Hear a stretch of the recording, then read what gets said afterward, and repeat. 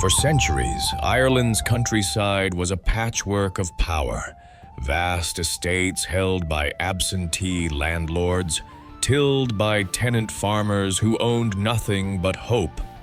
Rent was relentless. Eviction, a shadow that never slept.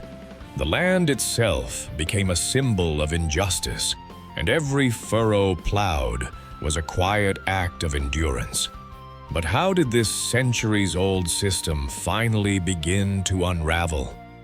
In 1903, a quiet revolution arrived, not with rifles, but with signatures. The Windham Land Purchase Act offered tenants something unthinkable: ownership. Generous loans, low interest, and incentives for landlords to sell. It was a policy born of pragmatism, but its impact was nothing short of seismic. Could a legal document truly reshape the soul of a nation?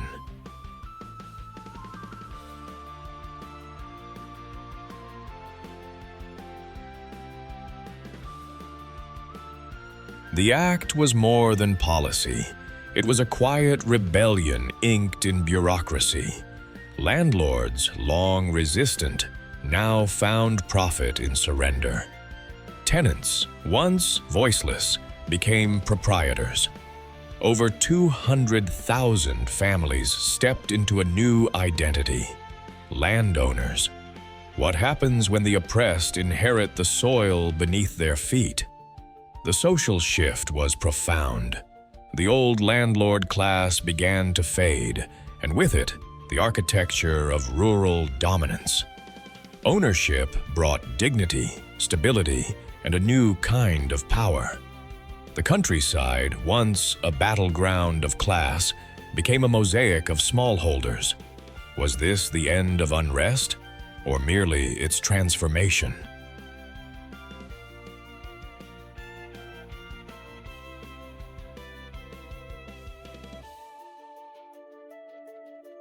Land agitation had long fueled nationalist fervor, but with ownership secured, rural Ireland turned inward. The fight shifted from protest to progress. Cooperative movements bloomed.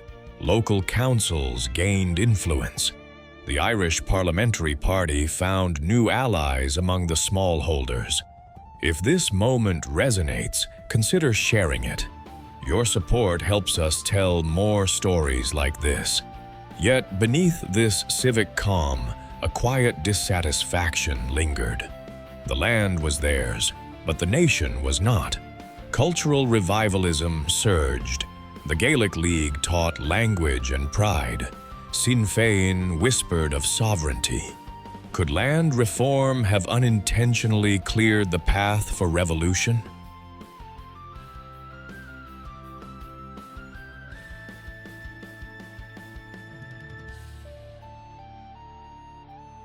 By 1916, Ireland's political soil had changed.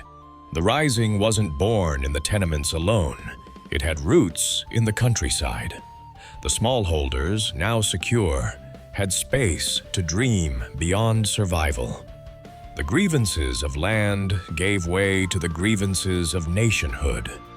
Did the Windham Act make rebellion possible by removing its greatest distraction?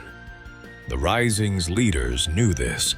They saw a rural population no longer shackled by rent, but ready to fight for identity.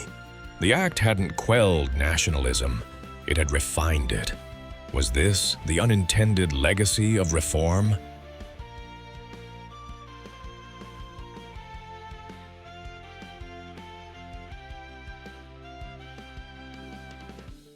Today, the legacy of the Windham Act is etched into every hedgerow and homestead. It gave Ireland its smallholders, its rural backbone. But it also gave the nation a new lens, one that saw land not just as property, but as identity. Can a policy be revolutionary if it never fires a shot? The Rising may have captured headlines, but the quiet revolution of 1903 laid its foundation. Ownership bred confidence. confidence bred vision. And vision in Ireland has always been a dangerous thing. What remains when the land is finally ours?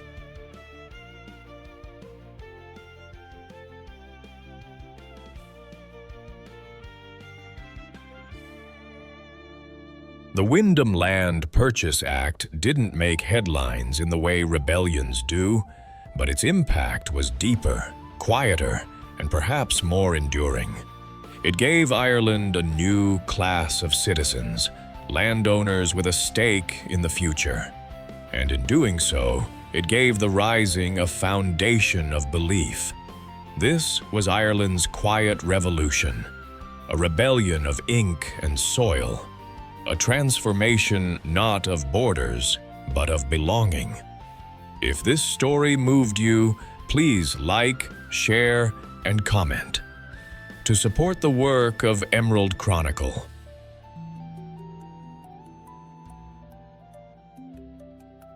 Ireland's story isn't written in straight lines.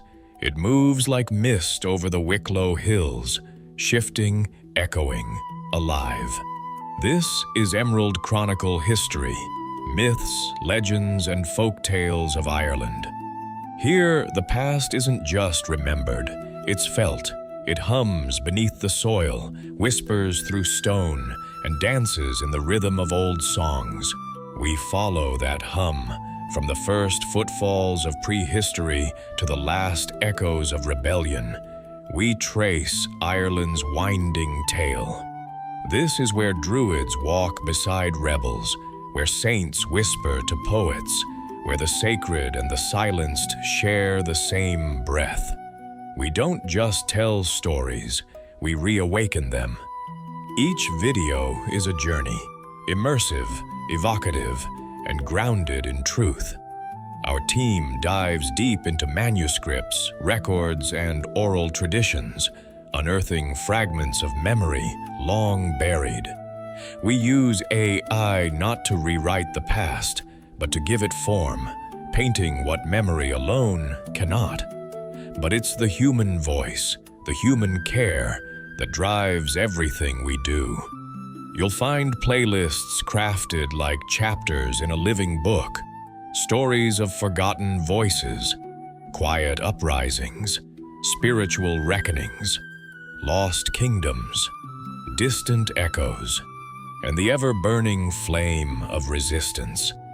We explore the mystical and the political, the poetic and the painful, because Ireland's past was never just history.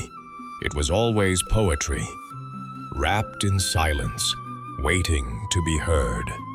Emerald Chronicle is for the curious, the seekers, the lovers of lore.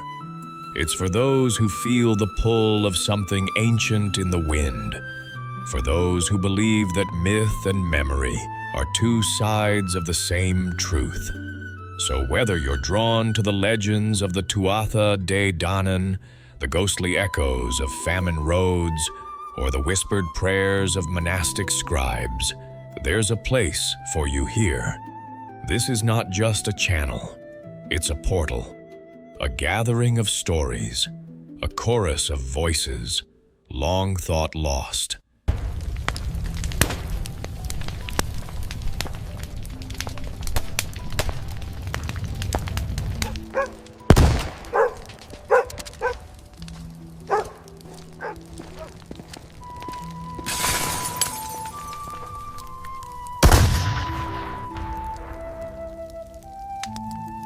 Keep your eyes peeled!